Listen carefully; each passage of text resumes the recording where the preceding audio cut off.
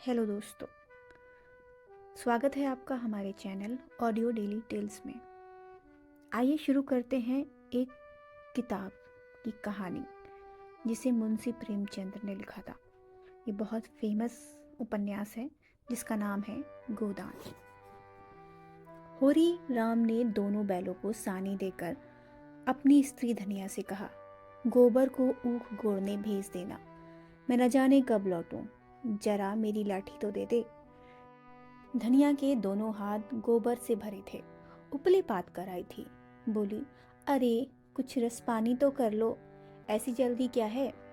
होरी ने अपने झुर्रियों से भरे हुए माथे को सुकोड़ कर कहा, तुझे रस पानी की पड़ी है, मुझे ये चिंता है कि अबेर हो गई तो मालिक से भेंट ना होगी।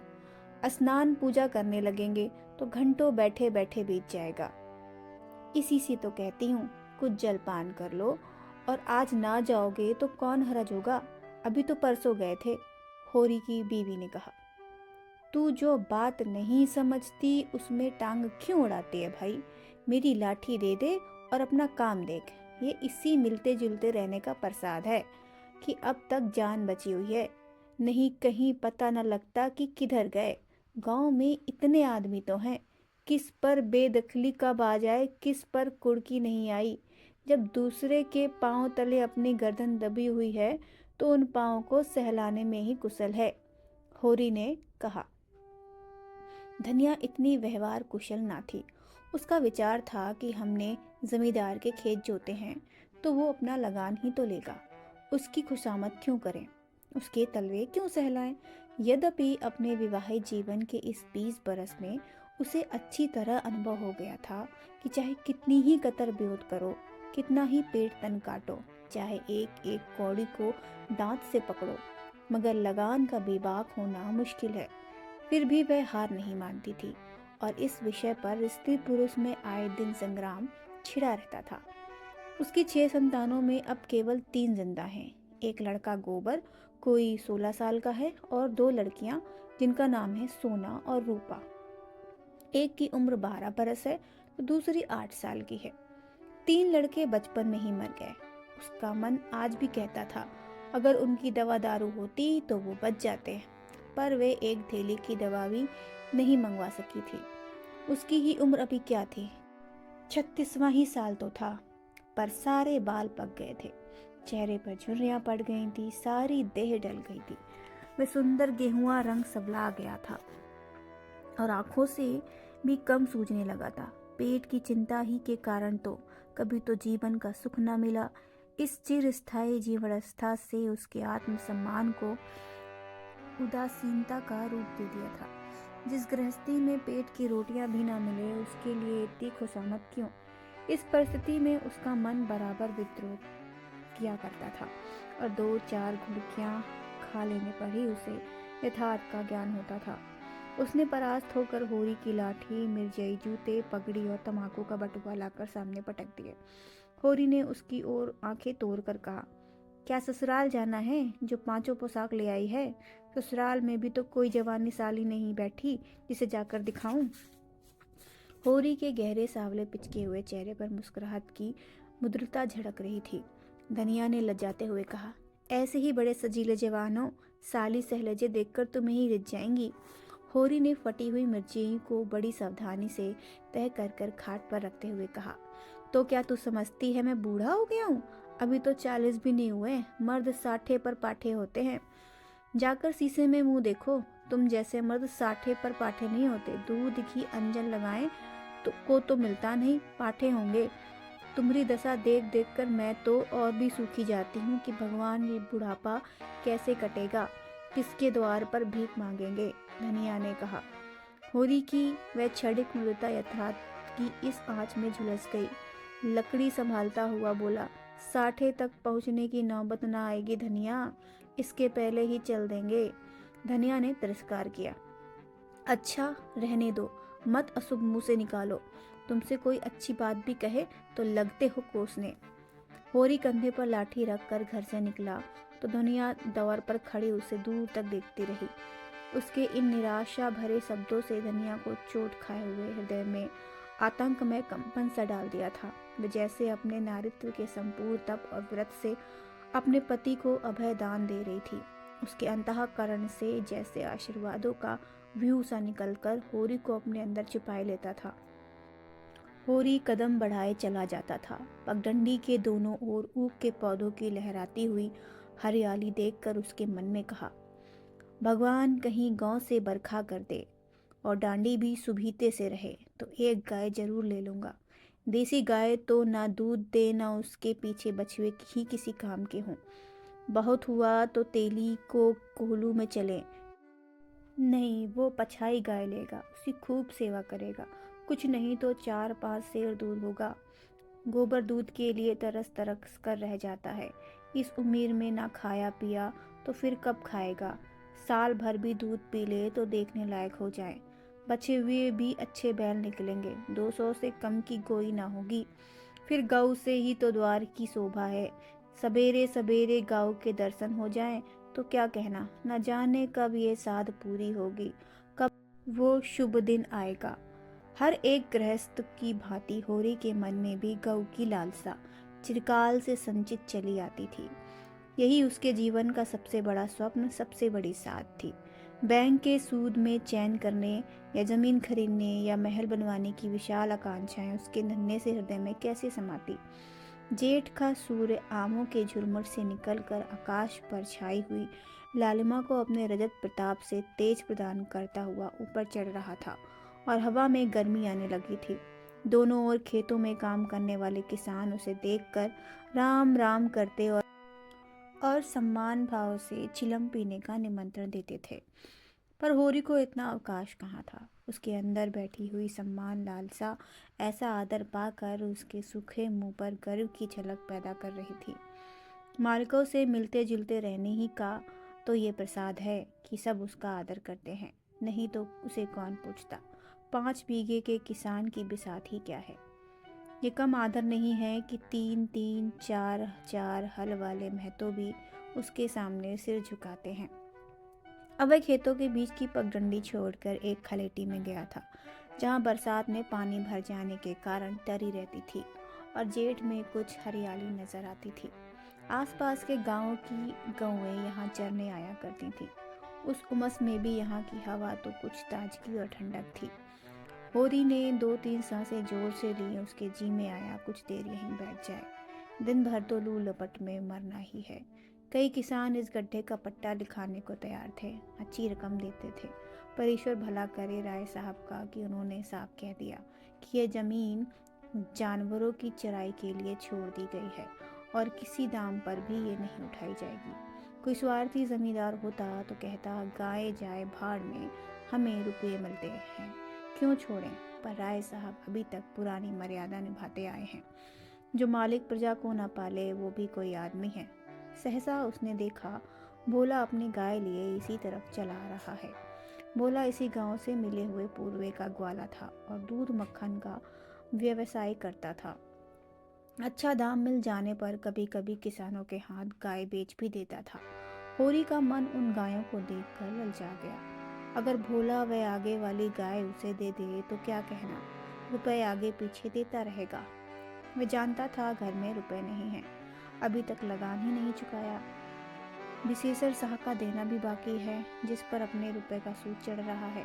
लेकिन दरिद्रता में जो एक प्रकार की दुर्दशा होती है, वह निर्लजता जो जकाजे गाली और मार से भी भयभीत नहीं होती। उसने उसे प्रोत्साहित किया। बरसों से जो साध मन को आंदोलित कर रही थी, उसने उसे विचलित कर दिया। भोला के समीप जाकर बोला, राम राम भोला भाई, कहो क्या रंग ढंग है। सुना आपकी मेले में नई गाय लाए हो। भोला ने रुखाई से जवाब दिया। होरी के मन की बात उसने ताड़ ली थी। हाँ, 2 बछियां और 2 गाय लाया। पहले वाली गाय सब सूख गई थी, बंदी पर दूध न पहुंचने तो गुजर कैसे हो। होरी ने आगे वाली गाय के पुट्ठे पर हाथ रखकर कहा, दुधार तो मालूम होती है, कितने में ली। भोला ने शान जमाई। अब की बाजार तेज हो रहा है, मैं तो इसके 80 रुपए देने पड़े। आंखें निकल गई। 30-30 रुपए तो दोनों कलरों के दिए हैं। 30 पर गाहक रुपए का 8 सेर दूध मांगता है। बड़ा भारी कलेजा है तुम लोगों का भाई। लेकिन फिर लाए भी तो वे माल ही यहाँ 10-5 गांवों में तो किसी के पास निकलेगी नहीं।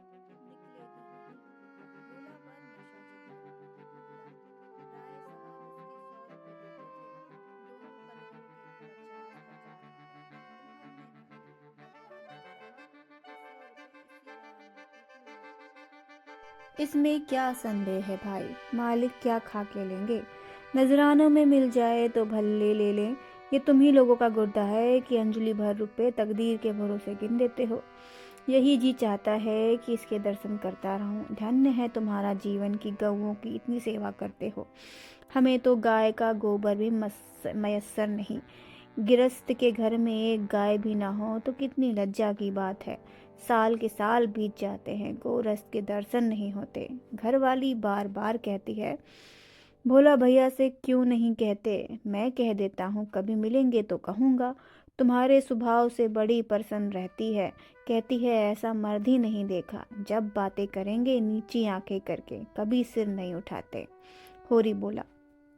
बोला पर जो नशा चढ़ रहा था उसे इस भरपूर प्याले ने और गहरा दिया। बोला, आदमी वही है जो दूसरों की बहू बेटी को अपनी बहू बेटी समझे भैया।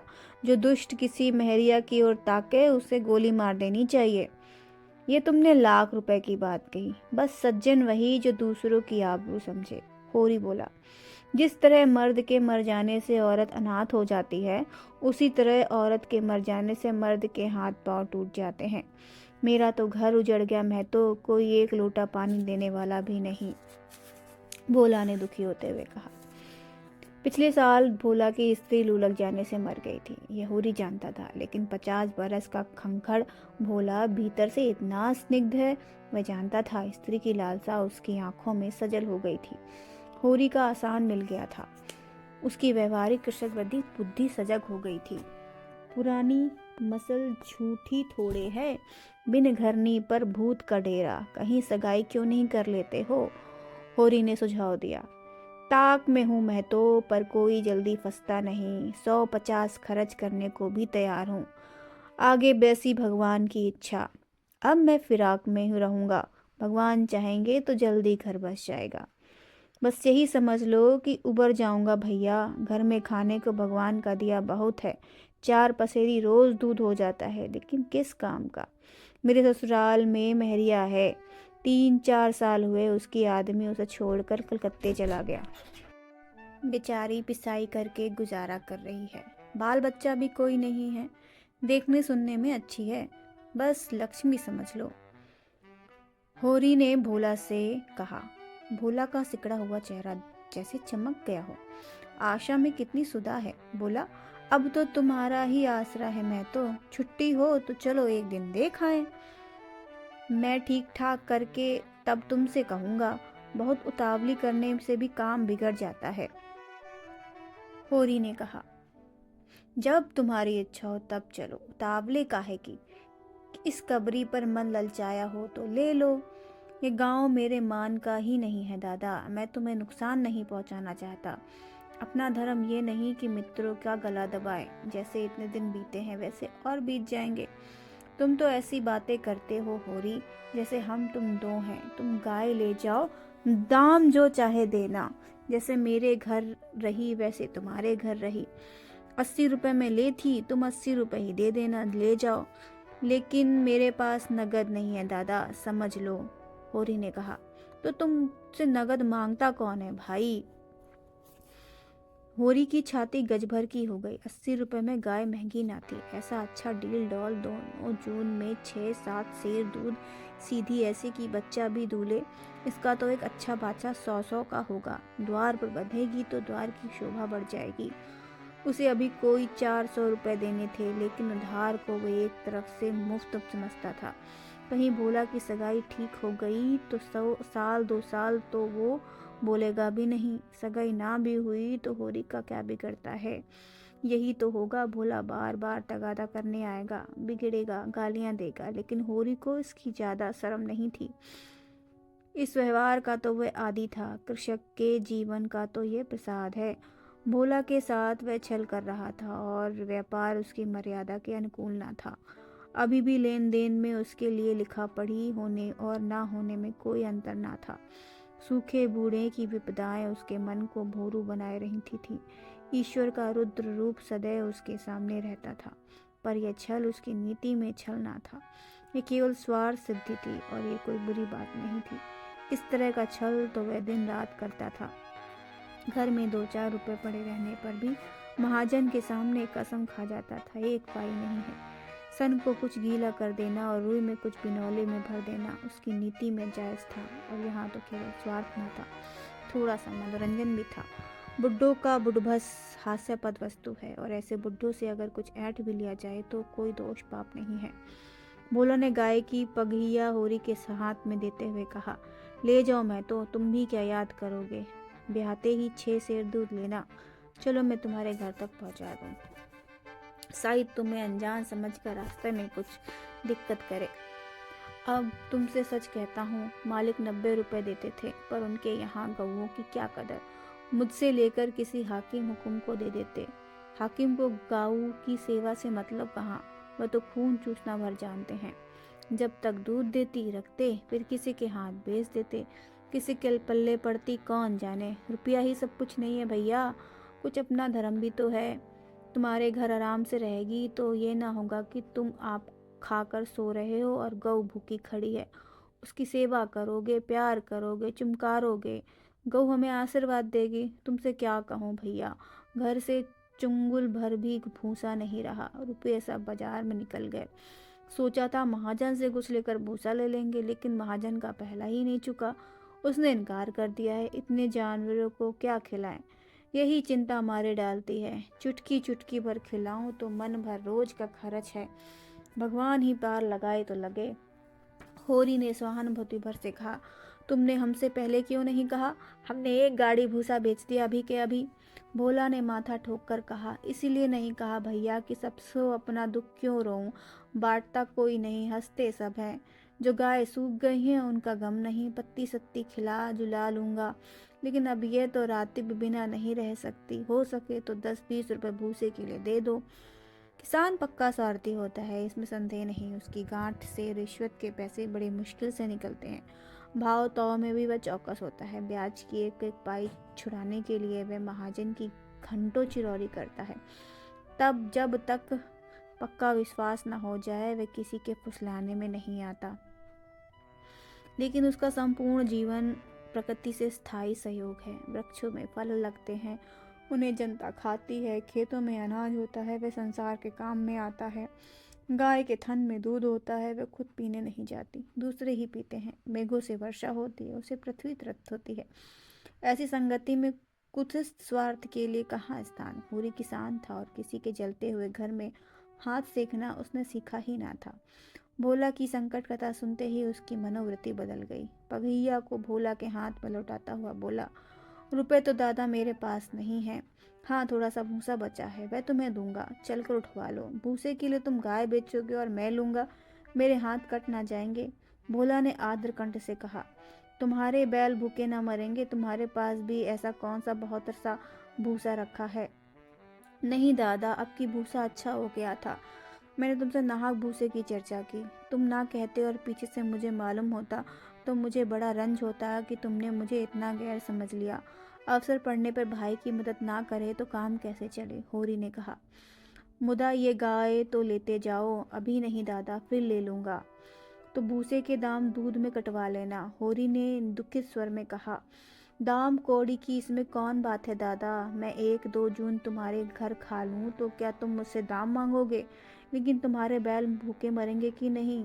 भोला ने कहा, भगवान कोई ना कोई सबील निकालेंगे, आषाढ़ सिर पर है, कड़वी बोलूँगा, मगर ये गाय तुम्हारी हो गई, जिस दिन इच्छा हो आकर ले जाना।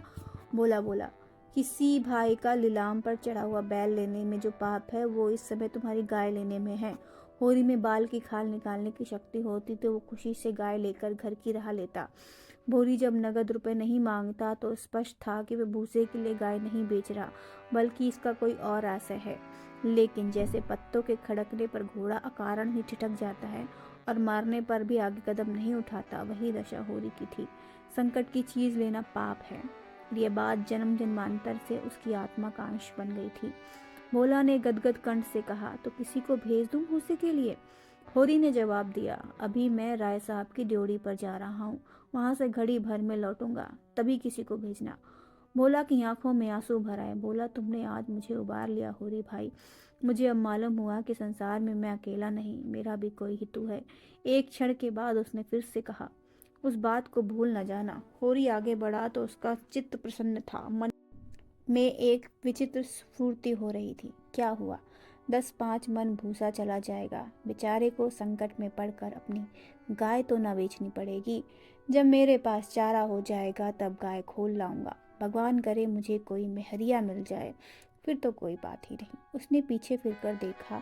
कबरी गाय पूंछ से मक्खियां उड़ाती, सिर हिलाती, मस्तानी मद गति से झूमती चली जाती थी, जैसे बांदियों के बीच कोई रानी हो। कैसा शुभ वह दिन जब यह कामधेनु उसके द्वार पर बंधेगी। सेमरी और बेलारी दोनों अवध प्रांत के गांव हैं। जिले का नाम बताने की कोई ज़रूरत नहीं। होरी बेलारी में रहता है, राय साहब उमरपाल सिंह सेमेरी में। दोनों गांवों में केवल 5 मील का अंतर है। पिछले सत्याग्रह संग्राम में राय साहब ने बड़ा यश कमाया था। कौंसिल की मेंबरी छोड़कर जेल चले गए थे। तब से उनके इलाके के असमियों को उनसे बड़ी श्रद्धा हो गई थी। यही नहीं, उनके इलाके में आसमियों के साथ कोई खास रियायत की जाती हो या डांड और बेकार की कढ़ाई कुछ कम हो, मगर ये सारी बदनामी मुख्तारों के सिर जाती थी। राय साहब की कीर्ति पर कोई कलंक ना लग सकता था। वे बेचारे भी तो उसकी अव्यवस्था के गुलाम थे। जाब्ते का काम तो जैसे होता चला आया है वैसा ही होगा। राय साहब की सज्जनता उस पर कोई असर ना डाल सकती थी। इसीलिए आमदनी और अधिकार में जो भर की भी कमी न होने पर भी उनका यश मानो बढ़ गया था। आसमियों से वह हंसकर बोल लेते थे, यही क्या कम है, सिंह का काम तो शिकार करना होता है। अगर वह गरजने और गुर्राने के बदले मीठी बोली बोल सकता है तो उसे घर बैठे मनमाना शिकार मिल जाता है। शिकार की खोज में जंगल में भटकना नहीं पड़ता। राय साहब राष्ट्रवादी होने पर भी हुक्काम से मेल जुलाव बनाए रखते थे। उनकी नज़रें और डालियां और कर्मचारियों को दस्तूरियां जैसी की तैसी चली आती थी। साहित्य और संगीत के प्रेमी थे, ड्रामा के शौकीन, अच्छे वक्ता थे, अच्छे लेखक, अच्छे निशानेबाज। उनकी पत्नी को मरे आज 10 साल हो चुके थे, मगर दूसरी शादी न की थी। हंसकर बोल के अपने विधुर जीवन को बहलाते रहते थे। होरी ड्योढ़ी पर पहुंचा तो देखा जेठ के दशहरे के अवसर पर होने वाले धनुष यज्ञ की बड़ी जोरों से तैयारी हो रही है। कहीं रंगमंच बन रहा था, कहीं मंडप, कहीं मेहमानों का आतिथ्य गृह, कहीं दुकानदारों की दुकानें। धूप तेज हो गई थी, पर राय साहब खुद काम में लगे हुए थे। उनके पिता की संपत्ति के साथ साथ उनको राम की भक्ति भी आई थी और धनुष यज्ञ का नाटक का रूप देकर उसे शिष्ट मनोरंजन का साधन बना दिया था। इस अवसर पर उन्होंने यार दोस्त, हाकिम, हुक्काम सभी नियंत्रित होते थे और 2-3 दिन इलाके में बड़ी चहल पहल रहती थी। राय साहब का परिवार बहुत विशाल था। कोई 150 सरदार एक साथ भोजन करते थे। कोई चचा था, दर्जनों चचेरे भाई, कई सगे भाई, 20 नाते के भाई। एक चचा साहब राधे के अनन्य उपासक बराबर वृंदावन में रहते थे। भक्ति रस से कितने ही कवित रच डाले थे और समय समय पर उन्हें छपवा कर दोस्तों को भेंट करते थे। एक दूसरे चचा थे जो राम के परम भक्त थे और फारसी भाषा में रामायण का अनुवाद करते थे। रियासत से सबके वसीके बंधे हुए थे, किसी को कोई काम करने की जरूरत न थी। होरी मंडप में खड़ा सोच रहा था कि आपने आने की सूचना कैसे दे कि सहसा राय साहब उधर ही निकले और देखते ही बोले, अरे तू आ गया होरी, मैं तो तुझे बुलवाने वाला था। देख, अब कि तुझे राजा जनक का माली बनना पड़ेगा, समझ ना। जिस वक्त श्री जानकी जी मंदिर में पूजा करने जाती हैं, उसी वक्त तू एक गुलदस्ता लिए खड़ा रहेगा और जानकी जी की भेंट करेगा। गलती ना करना। और देख, असमियों से ताकीद करके ये कह देना कि सबके सब शगुन करने आए। मेरे साथ कोठी में आ, तुझसे कुछ बातें करनी है। वे आगे आगे कोठी की ओर चले, होरी पीछे पीछे चला। वहीं एक घने वृक्ष की छाया में एक कुर्सी पर बैठ गए और होरी को जमीन पर बैठने का इशारा करके बोले, समझ गया मैंने क्या कहा? कारकुन को तो जो कुछ करना है वह करेगा ही, लेकिन असामी जितने मन में असामी की बात सुनता है, कारकुन की नहीं सुनता। हमें इन्हीं 5-7 दिनों में 20,000 का प्रबंध करना है। कैसे होगा समझ में नहीं आता। तुम सोचते होगे मुझे टके के आदमी से मालिक क्यों अपना दुखड़ा ले बैठा। किससे अपने मन की कहूँ, न जाने क्यों तुम्हारे पर विश्वास होता है। इतना जानता हूँ कि तुम मन में मुझ पर हंसोगे नहीं, और हंसो भी तो तुम्हारी हंसी में बर्दाश्त कर सकूंगा। नहीं सह सकता उनकी हंसी जो अपने बराबर के हैं, क्योंकि उनकी हंसी में ईर्ष्या, व्यंग और जलन है। और वे क्यों ना हंसेंगे, मैं भी तो उनकी दुर्दशा और विपत्ति और पतन पर हंसता हूँ। दिल खोल कर, तालियां बजाकर, संपत्ति और सहृदयता में बैर है। हम भी दान देते हैं, धर्म करते हैं, लेकिन जानते हो क्यों?